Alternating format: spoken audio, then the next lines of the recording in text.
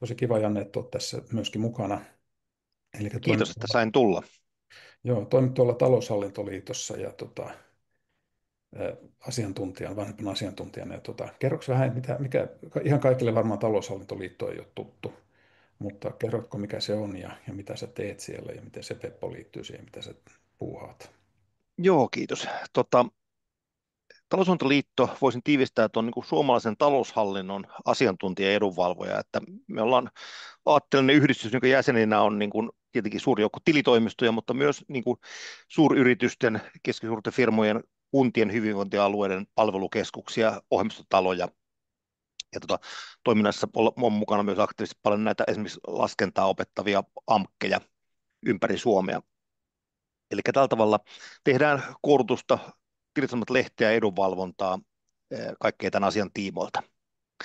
Tässä oli oikeastaan meidän organisaation missio pähkinänkuoressa ja oma rooli. Mä oon niin tämmöinen vanhempi IT-alan veteraani ja on meillä niin talousalan järjestelmien ja prosessien asiantuntijana, pitkä tausta IT-alalta ja nuorempana sitten myös tuolla, tai monen otteessa ollut myös tuolla kirjanpitolautakunnassa määräaikaisena sivutoimisena sihteerinä näitä menetelmä yleisohjeita ja muita kirjoittamassa, että on vahva tausta myös tuossa lainsäädäntöpuolella ja siihen kiinnostusta. Tällä hetkellä päätyökseni meidän taloushallinnon tekoälypalvelua, taloushallinnon AI:ta kehittämässä, että se on varsin mielenkiintoinen uusi soveltamisalue.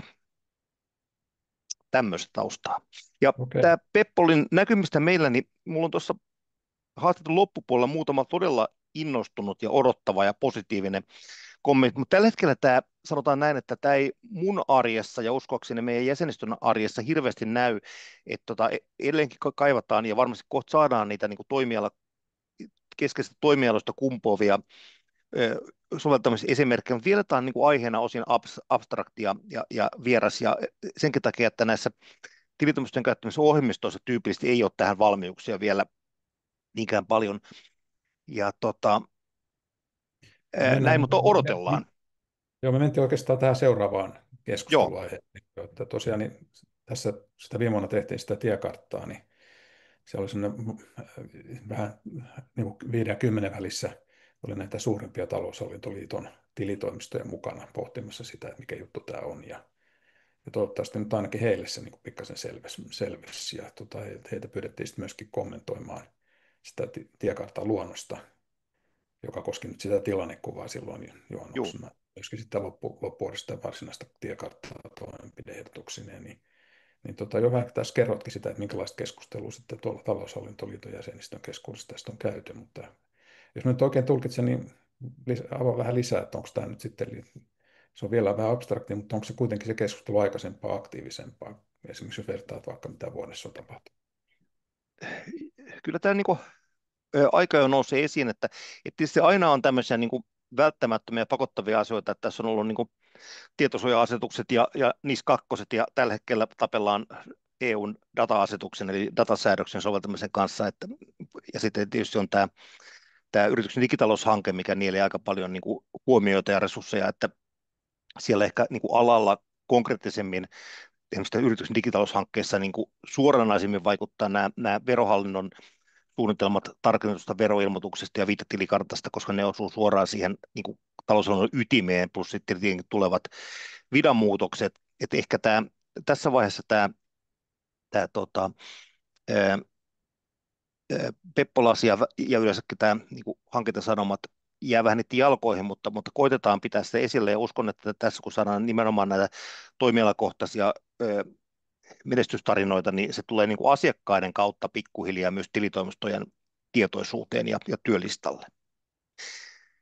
Tällä hetkellähän, niin kuin, jos niin kuin vielä tämän tiimoilta konkretisoi, että ehkä, että miksi tämä tällä hetkellä ei niinkään vielä ole tapetilla, mutta odotusarvo on iso, on se, että yleensä se tilitoimistojen palveluskouppi on, jos niin kuin karkeasti tiivistää, niin asiakkaalta tulee myyntilaskuja lähetettäväksi tai reskontrainen kirjanpitoon, tulee tietenkin ostolaskuja ja tulee tiliotteelta. Sitten tehdään kirjanpito ja lähetetään tilinpäätös PRHlle ja veroilmoitus verottajalle. That's it.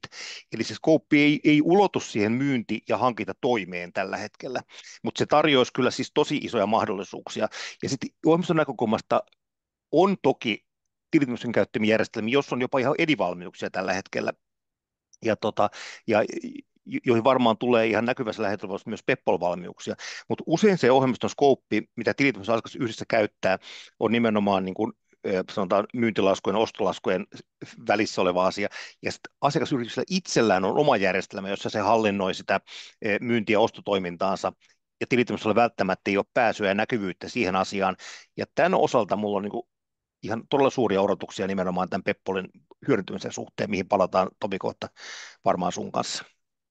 Joo, ja tässä oikeastaan vähän vastasit tähänkin kysymykseen, eli jos otetaan niin kuin ihan konkreettisesti. Tosiaan tähän näin se on.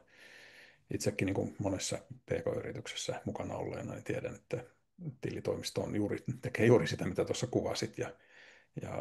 Mutta tämä kysymys kuuluu kuitenkin, että jos nyt ajatellaan sitä, että niin kuin tavallaan tämä digitalisoituu, tämä ympäristö tässä kovaa vauhtia, myöskin koskee sitten näissä prosesseissa käytettäviä tietojen digitalisoitumista, niin sehän tarkoittaa PK-yrityksille, sehän on aikamoinen haaste, koska heillä ei tosiaan Joo, ole näitä järjestelmiä.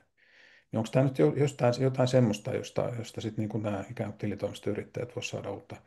Teidän jäsenkunta, jos nyt oikein muistan suurin piirtein, niin on 1800 jäsentä, että se on, me puhutaan niin kuin merkittävästä määrästä muita yrityksiä auttavia toimijoita. kyllä, kyllä joo. Me verottajan ja SYn kanssa tehtiin tutkimusta niin muutama vuosi sitten, niin 79% PK-yrityksistä oli ulkoistanut sen tutkimuksen mukaan noin 500 otannalla, niin taloushallintossa kyllä se niin kuin keskeinen rooli tilitoimistolla on nimenomaan PK-sektorilla, paitsi siinä ihan kirjanpidon palkanlaskennan veroilmoittamisen järjestelmissä, myös niin kuin tavallaan asiakkaan konsultoinnissa ja modernien toimintamahdollisuuksien avaamisessa. Et tässä mun mielestä se iso juttu ja mahdollisuus on nyt se, että jos ajattelee sitä, että tässä kuulijoissa saattaa olla ihmisiä, jotka on kiinnostunut kassavirtalaskennasta ja talouden suunnittelusta, rahoituksen suunnittelusta, mä ainakin olen, niin lähdepä nyt tekemään niin kuin kassavirtasuunnittelua, ennustetta sen pohjalta, että sulla on siellä lähetettyjä laskuja ja tulleita ostolaskuja, niin kyllähän se, niin kuin, se näkymä on varsin ajallisesti suppea.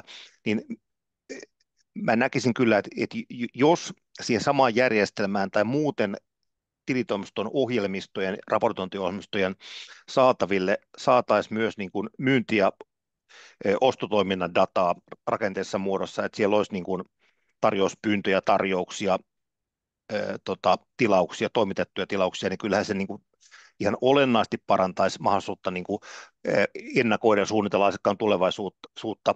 Ja myös toki sitten niin kuin tarjota siihen palvelua sen ympärille niin kuin laadunvalvonta, että kyllähän niin kuin arjessa moni PK-yritys esimerkiksi saisi huomattavan paljon niin kuin ryhtiä siihen taloutensa, jos se viitsisi ja muistaisi laskuttaa vähän niin kuin säntelisemmin näitä asioita. Kaikki tämmöinen laadunvalvonta, ihan niin kuin muistutuksesta täsmäyttäminen on toki mahdollista, mutta kyllä mä näen sen niin kuin talouden suunnittelun suurimpana mahdollisuutena. Ja itse asiassa niin kuin tällä hetkellä mun mielestä se ehkä käytännön haaste on se, että siellä tilitoimiston järjestelmissä, kun on vaan se niin kuin myynti- ja ostolaskutus, eikä sitä tilaston käsittelyä, niin mun mielestä tämä standardu Peppol-sanoma on niin kuin iso mahdollisuus sen vuoksi, että nämä PK-yritysten ja tilitoimistojenkin saatavilla olevat raportointijärjestelmät, niitä on tullut paljon lisää, ne on kehittynyt ihan älyttömästi.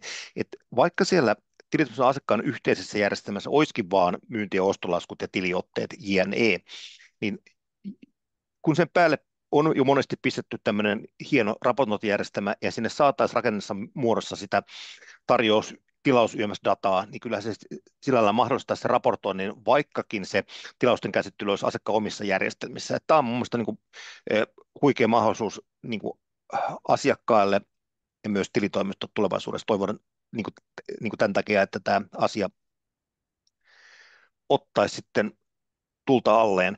Ja jotenkin tämä naurattaa tuossa oikein, kun valmistaudun tähän haastatteluun ja mä oon niin kuin sellainen tavallaan mä oon ollut tässä hommassa mukana jo niin kuin ennen dinosaurusten aikaa, silloin kun sammakkoeläimet hallitsi maailmaa, että mä oon joskus viime vuosituhannella ollut tiedolla verkkolaskutusta kehittämässä nöösipoikana muiden mukana, ja samaan aikaan tietysti Basware kehitteli omaansa ja pankit omiaan, niin me silloin mietittiin joku TEAPS XML tiiminä kehitettiin sitten toista suomalaista verkkolaskustandardia, että onpa huopua, että kun käytännössä niin kuin samaa tietoa kuin tällä laskulla on, niin viedään kuitenkin niin kuin tarjouspyynnössä ja tarjouksissa ja tilauksissa, että okei, toki vähän summat elää ja määrät elää, mutta että tavallaan status vaan muuttuu, että pitäisiköhän tätä viedä niin kuin myös pidemmälle siihen suuntaan ja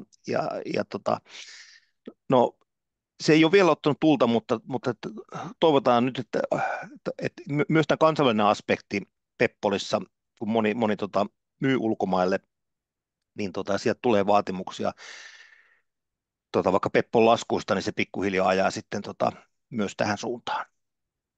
Joo, mä näytän tässä vielä tämän, mennään tästä nyt vaan, mä näytän tämän kysymyksen, mikä oli sulla lähettänyt etukäteen. Tämähän on se yksi, niin kuin, ehkä se mikä raportoinnissa on kaikkein helpompi kuin raportointityökaluja, niin ottaa kaksi erilaista sanomaa ja täsmäyttää ne. Mm, Ne ei tarvita kauheasti mitään ihmeellistä. Ja tämä on semmoinen, mikä aika yleisesti on nähty sitten myöskin niin kuin näiden Peppol ja sitten vaikka kotimaisten verkkolaskujen, koska niin kuin sanottu, niin se standardointi on johtanut siihen, että Peppol-verkkolaskun ja sitten näiden kahden kotimaisen verkkolaskun uusimpien versioiden välinen, niissä ei käytännössä ole eroa. Että ne voitaisiin niin kuin, ikään kuin Peppol voitaisiin halutessaan nimetä uudelleen sitten vaikka Finvoiciksi ja Teapsiksi. Jos tämmöinen, niin kuin esimerkiksi Ruotsissa tehtiin, niin Sve-faktuura, niin se on käytännössä kuitenkin sen todellisuudessa on Peppol, mutta se mm. niin Sve-faktuura on säilytetty.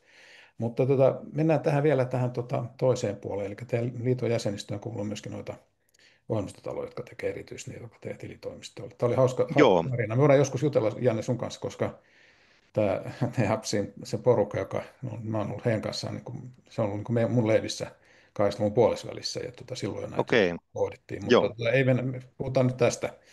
Niin miten nämä niin kuin, teidän softatalot, niin miten ne näkee tämän? Onko niillä sama tilanne, että No tietysti tämä menee ehkä tällä hetkellä menee vähän niin kuin kysyntäperusteisesti, että kun tämä ei ole niin kuin asiakkaiden agendalla tämä Peppo, niin ei se niin kuin, näissä niin kuin tilitoimistuskenen ohjelmistossakaan hirveästi näy. Että siellähän tietysti niin kuin, tehdään sitä, mitä niin kuin tuotteen niin kuin elinkaaren ylläpito vaatii, mitä asiakkaat haluaa ja mitä verottaja vaatii, niin ne on niin kuin tämä pyhä kolminaisuus, minkä mukaista tehdään. Mutta kyllä mä luulen, että siinä vaiheessa, kun niin kuin tietyissä toimialoista alkaen, vaikka Raksa-alasta alkaen, kunnista alkaen, niin asiakkaat alkaa vaatimaan näitä sanomia, niin mä luulen, että opistot kiinnostus implementoida tätä niin kuin myyntitoiminnan puolta näihin niin kuin PK-sektorin taloushallintojärjestelmiin varmasti kasvaa. Ja yes. siellähän on jo tiettyjä ohjelmistoja, joissa on näitä valmiuksia, ja varmaan sit se tarkoittaa niille lisämyyntiä, ja ehkä sit sitä niin kuin, vapaan kilpailun kautta myös sitä, että muut ohjelmistotalot ja ohjelmistot sitten lähtee näitä tämmöisiä myyntitoiminnan piirteitä sinne ohjelmistoihin implementoimaan. Joo. Tuotekehityksessä aina se ajoitus on iso kysymys, että jos mä olen ensimmäisten joukossa, niin saako mä markkina vai Mm. saako mä kustannukset, se on varmaan monelle toimistolle se kysymys.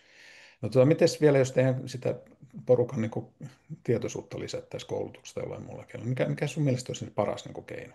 Miten se kaikkein parhaiten lisääntyisi?